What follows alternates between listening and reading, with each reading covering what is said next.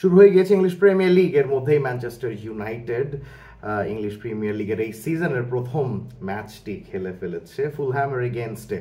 সেই ম্যাচে কি কি দেখলাম, কি কি অবজারভেশন আমার হলো, ম্যানচেস্টার ইউনাইটেডের এখনও মিডফিল্ডে কী ধরনের সমস্যা রয়েছে এবং কি করলে সেই সমস্যা থেকে তাদের উত্তরণ হতে পারে এবং তারা আবারও একটা ওয়ার্ল্ড ক্লাস টিমে পরিণত হতে পারে, অ্যাটলিস্ট আমার দৃষ্টিভঙ্গিতে।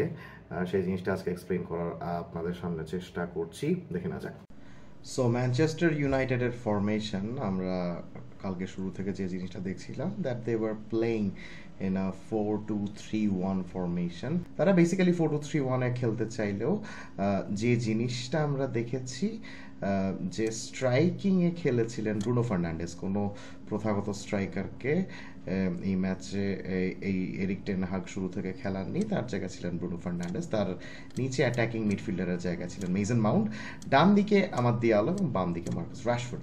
সো বেসিক্যালি যে জিনিসটা হচ্ছিল যে ইনিশিয়ালি রাশফোর্ড এবং আমাদ দুইজনই খুবই সাইড লাইন বরাবর খেলছিলেন, একদম সাইড লাইন বরাবর, একদম এক্সপ্যান্সিভ ওয়েতে খেলছিলেন, যে কারণে ফুলহ্যামের ডিফেন্স লাইন এবং মিডফিল্ড লাইন অনেক বেশি এক্সপ্যান্সিভ হয়ে যাচ্ছিল এবং মাঝখানে খেলার জন্য মেসন মাউন্ট এবং ব্রুনো ফার্নান্ডেজ দুজনই জায়গা পেয়ে যাচ্ছিল, অনেকটা 4-2-2-2 ফরমেশনের মতো, যেখানে ব্রুনো ফার্নান্ডেজ বারবার নেমে যাচ্ছিলেন, মেসন মাউন্ট তো নিচে ছিলেনই, ব্রুনো ফার্নান্ডেজ নামতে নামতে কখনো যে নাম্বার 6-এর জায়গাতেও চলে আসছিলেন। সো ফলে যে জিনিসটা হয়, ফরমেশনটা অনেকটা এরকম থেকে যায় যে 4-2-2-2 বা 4-2-4 হোয়াটএভার, এরকম একটা ফরমেশনে।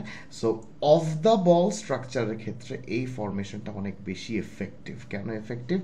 র্যাশফোর্ড এবং আমাদ দিয়ালো যেহেতু দুই সাইড লাইন বরাবর খেলছেন, সো তাদেরকে দেখে দেখে রাখার জন্য ফুলহ্যামেরও 2জন বা 3জন খেলোয়াড় কিন্তু চলে যাচ্ছেন, যেখানে মাঝখানে জায়গাগুলো ফাঁকা থেকে যাচ্ছে এবং সেই মাঝখানের জায়গাগুলোতে তখন ব্রুনো ফার্নান্ডেজ মাউন্ট নিচে নেমে এসে মিডফিল্ডকে সাহায্য করছেন, যে কারণে ফুলহ্যামের মিডফিল্ডে অনেক বেশি ওভার ক্রাউডেড হয়ে যাচ্ছিল, অর্থাৎ ফুলহ্যামের মিডফিল্ডে থাকা খেলোয়াড়দের থেকে ম্যানচেস্টার ইউনাইটেডের মিডফিল্ডে থাকা খেলোয়াড়দের সংখ্যা অত্যন্ত বেশি হয়ে যাচ্ছিল, যে কারণে ম্যানচেস্টার ইউনাইটেড অত্যন্ত সফলভাবে অনেক বেশি ট্যাকল এবং ইন্টারসেপ্ট করতে পারছিল, বলটা কেড়ে নিতে পারছিল। অর্থাৎ অফ দ্য বল স্ট্রাকচারে প্রেসিংয়ের ক্ষেত্রে এই 4-2-2-2 ফরমেশনটা ম্যানচেস্টার ইউনাইটেডকে অনেক বেশি সাহায্য করছিল। কিন্তু বল যখন পায়ে আসে তখন কি হয়? তখন প্রবলেমটা যে জিনিসটা হয় যে ব্রুনো ফার্নান্ডেজকে এখানে অনেকটা ফলস নাইনের ভূমিকাতে খেলানো হচ্ছিল, বা কখনো কখনো মেসন মাউন্টের সামনে গিয়ে ফলস নাইনের ভূমিকাতে খেলছিলেন, দুজনেই ড্রপ ডাউন করছিলেন ঠিকই, নিচে নামছিলেন ঠিকই, কিন্তু কখন কাকে কিভাবে ডি বক্সের মধ্যে ঢুকতে হবে ওই জিনিসটা তারা ঠিক মতো মেনটেন করতে পারছিলেন না। অর্থাৎ ফলস নাইনের ভূমিকাতে ব্রুনো ফার্নান্ডেজকে খেলানো হলেও তিনি ঠিক সেভাবে ফলস নাইনের ভূমিকাটা পালন করতে পারছিলেন না। Same goes for Mason Mount as well, তিনিও সেরকমভাবে ফলস নাইনের ভূমিকাটা পালন করতে পারছিলেন না। ফলে ডি বক্সে ম্যানচেস্টার ইউনাইটেডের খেলোয়াড়দের সংখ্যা প্রয়োজনের সময় তেমন বেশি দেখা যাচ্ছিল না। এদিক দিয়ে র্যাশফোর্ড বা ডান দিক দিয়ে আমাদও ঠিক মতো ঢুকতে পারছিল না। So that was a problem.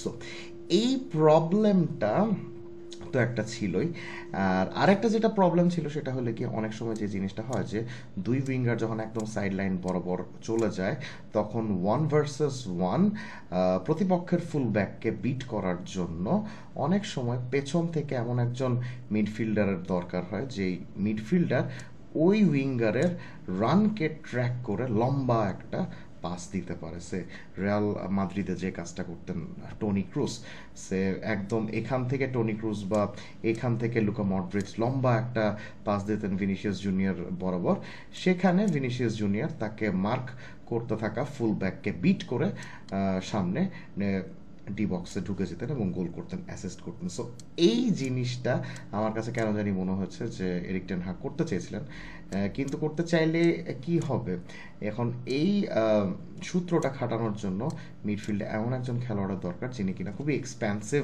ওয়েতে পাসিং করতে পারেন, অত্যন্ত লং পাসগুলো অত্যন্ত নিখুঁতভাবে দিতে পারেন। আমার মনে হয় না ম্যানচেস্টার ইউনাইটেডের এই মিডফিল্ডে এমন কোনো খেলোয়াড় এখন বর্তমানে রয়েছেন যে কিনা এই কাজটা খুব ভালো মতো করতে পারেন। Casemiro is a very good destroyer, বলটাকে কেড়ে নিতে পারেন, কিন্তু বলটা কেড়ে নিয়ে শর্ট পাস বা পজিশনটাকে ঠিকঠাক ঠিকঠাক মতো বজায় রাখার জন্য উনি শর্ট পাস করতে পারেন, কিন্তু সেইভাবে টনি ক্রুজ টাইপ বা লুকা মডরিচ টাইপ একদম নিচে নেমে গিয়ে এক্সপ্যান্সিভ ওয়েতে লং পাস তিনি কিন্তু সেভাবে দিতে পারেন না। Same goes for Kobbie Mainoo as well, is a very talented midfielder, but ওর শক্তির জায়গাটা আমার কাছে যে জিনিসটা মনে হয় যে শর্ট স্পেসে একদম সে 3-4টা প্রতিপক্ষের মিডফিল্ডার তাকে প্রেস করতে এগিয়ে আসছে, তখন সে শর্ট স্পেসে বলটাকে বের করে নিয়ে আসতে পারে, কিন্তু বের করে নিয়ে আসার পরে লম্বা একটা পাস আক্রমণ ভাগে সেভাবে পাঠানো যাতে কিনা সেই পাসটা ধরে আক্রমণ ভাগের যে কোনো একটা উইঙ্গার ডি বক্সের মধ্যে ঢুকে গিয়ে গোল দিয়ে আসতে পারে, ওই ধরনের লম্বা পাস আমরা কিন্তু এখনও কোবি মাইনুর কাছ থেকে সেভাবে কিন্তু পাইনি। So basically what I am saying is United need a profile in the midfield যে কিনা ওই টনি ক্রুজ টাইপ লম্বা লম্বা পাস দিতে পারে এই ফরমেশনটা, অর্থাৎ 4-2-2-2 ফরমেশনটাকে খাটানোর জন্য। সো একটু আগে যে জিনিসটা বলছিলাম যে ব্রুনো ফার্নান্ডেজ এবং মেসন মাউন্ট অফ দ্য বলে প্রেসিংটা খুবই ভালো করতে পারছিলেন, কিন্তু ঠিক মতো কে কখন ডি বক্সে ঢুকবেন অর্থাৎ ফলস লাইনের ভূমিকাটা সেভাবে তারা কিন্তু পালন করতে পারছিলেন না। সো এই সমস্যাটার সমাধান কিন্তু ইউনাইটেড এর মধ্যে করে ফেলেছে with the inclusion of the striker that they bought in this season, Joshua Zirkzee.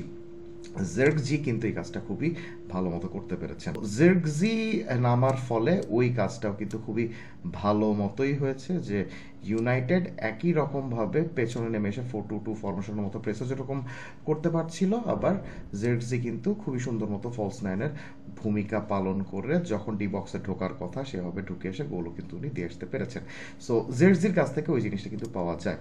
এখন আমার কাছে যেটা মনে হয় এই সমস্যাটা যেহেতু সমাধান হয়েছে, আরেকটা সমস্যা সেটা হলে গিয়ে মিডফিল্ডে, সেটা হলে গিয়ে Mainoo is a very good midfielder. সে যদি 4-3-3 বা এমন কোনো ফরমেশনে খেলে যে ফরমেশনে 3জন বা 4জন মিডফিল্ডার রয়েছে, তখন শর্ট স্পেসে বল বের করে নিয়ে আসার ক্ষেত্রে, বল ক্যারিংয়ের ক্ষেত্রে তার স্কিল সেট অনেক বেশি কাজে লাগতে পারে, কিন্তু বল বের করে নিয়ে আসার পরে মিডফিল্ড থেকে লম্বা পাস দেওয়ার যে একটা দায়িত্ব সেটা ক্যাসেমিরো বা কোবি মাইনু কেউই কিন্তু সেভাবে করতে পারেন না। So that is an issue that Manchester United need to solve in this window or in some future transfer Windows. দেখা যাক এটা তারা ঠিক মতো করতে পারে কিনা।